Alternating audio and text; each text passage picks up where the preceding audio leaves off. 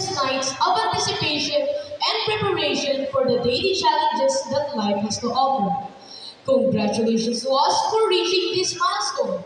We have all worked hard and persevered our challenges, and in the end, all of our efforts and hard works have paid off.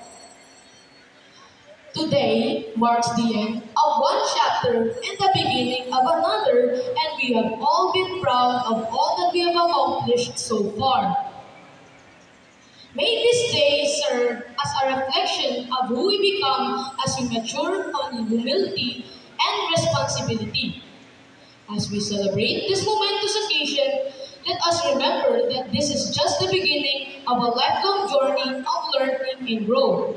So, let us continue to work together to support and inspire each other so that we may reach our full potential and make a meaningful difference into the world.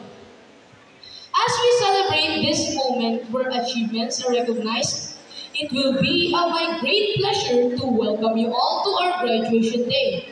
Welcome and congratulations to us graduating students, and good morning.